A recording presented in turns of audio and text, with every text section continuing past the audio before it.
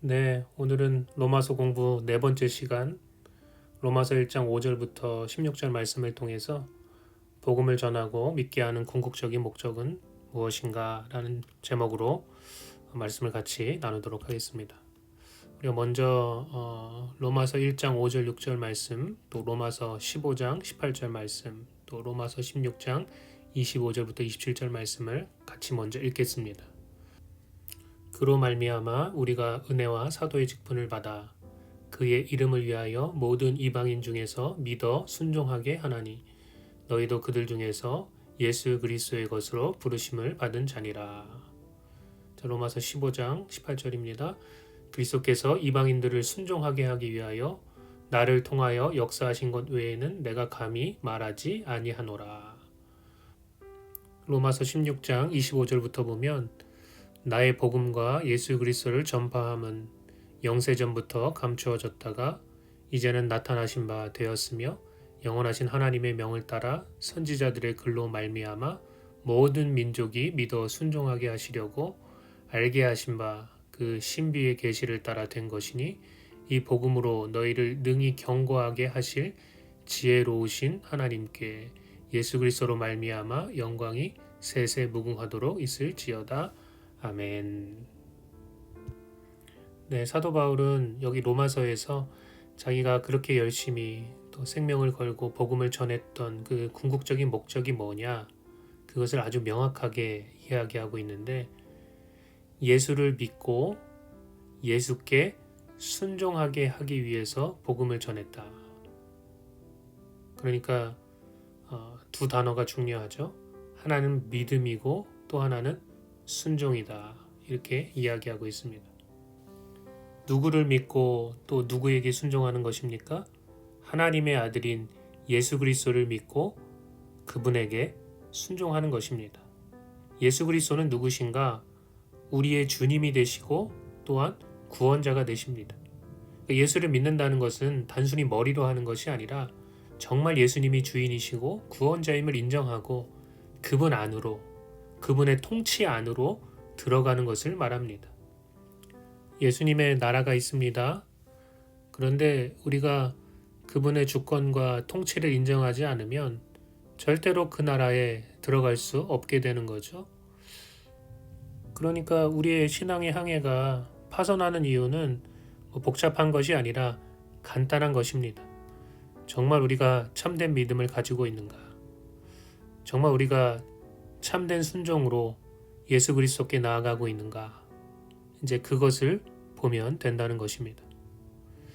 그런데 여러분, 사실 이것은 어려운 것을 요구하는 것이 아니에요. 왜냐하면 예수님은 우리의 창조주가 되시기 때문입니다. 원래 그분이 주인이시고 우리는 다 그분의 것이라는 거죠. 그러니까 회개하고 복음을 믿으라는 그 성경의 메시지는 우리에게 반역을 멈춰라. 이제 다시 주인에게 돌아가서 순종해라. 이것을 말하고 있는 것입니다. 그러니까 죄의 본질은 다른 어떤 것이 아니라 주인에 대한 반역이고 스스로를 신으로 높인 교만이다. 이렇게 이야기할 수 있습니다. 그러니까 돌이켜 자신의 주권을 마땅히 취하셔야 할 분에게 돌려드리는 것이 바로 구원의 시작입니다. 회개하고 복음을 믿으라.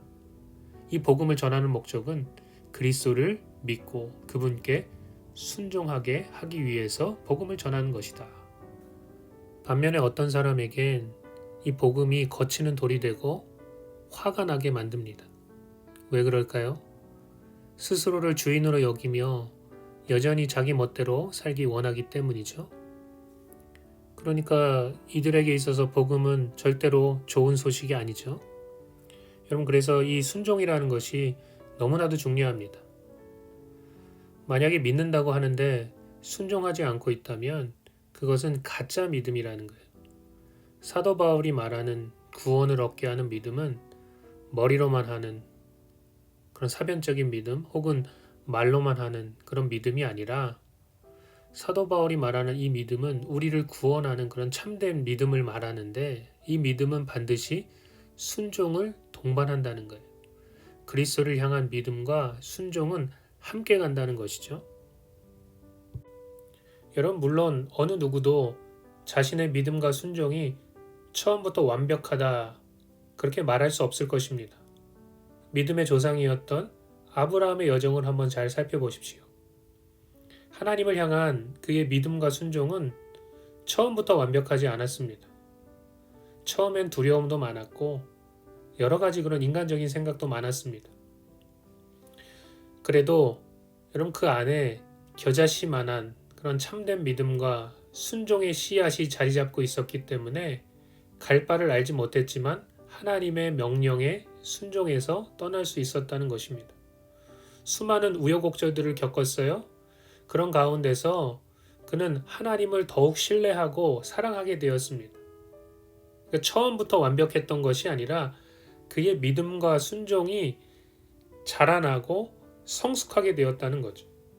그러니까 결국에는 자신이 가장 아끼고 사랑하는 외아들을, 그 이삭을 바치라는 그 하나님의 명령에 참된 믿음과 순종으로 나아갈 수 있게 되었다는 것입니다. 그러니까 참 믿음이 우리에게 있음을 여러분 어떻게 알 수 있습니까? 그것은 순종을 통해서 알 수 있다라는 거예요. 참 믿음의 사람은 주인 되신 예수 그리스도와 그분의 말씀에 순종합니다. 때로 잠시 잠깐 불순종할 때도 있지만, 그러나 순종의 길로 돌아서는 것이 참 믿음의 사람이라는 거죠.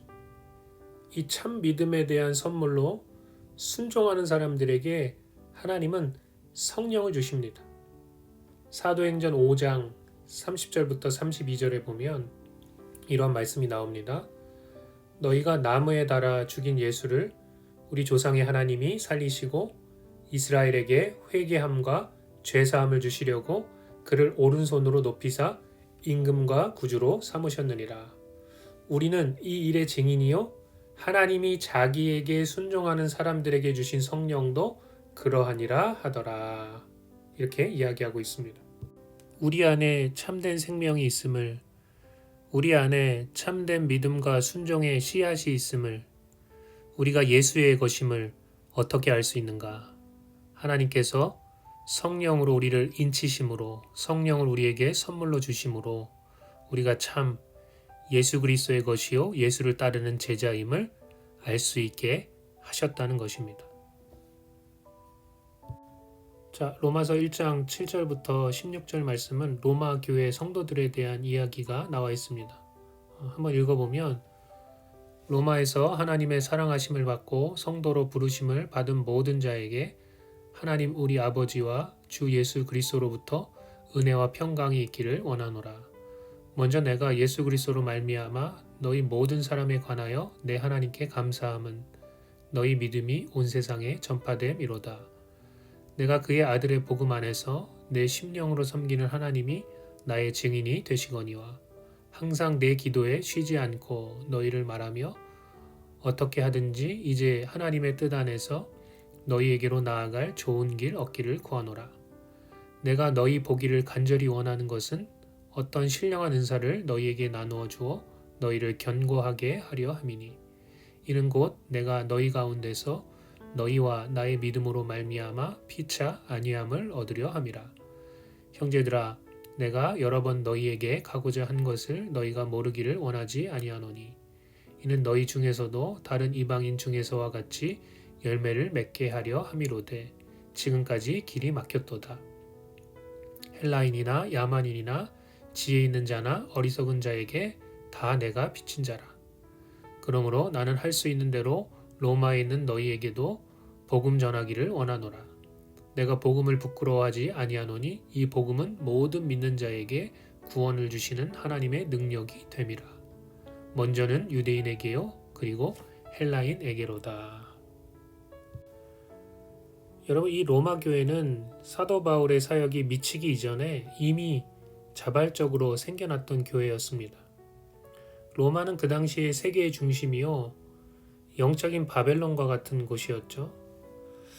그런데 이 로마 교회의 교인들이 예수를 잘 믿는다는 소문이 사도 바울과 또 다른 이방 교회까지 전해졌습니다.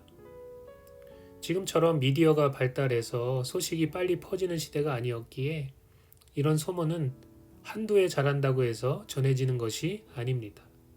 그렇죠?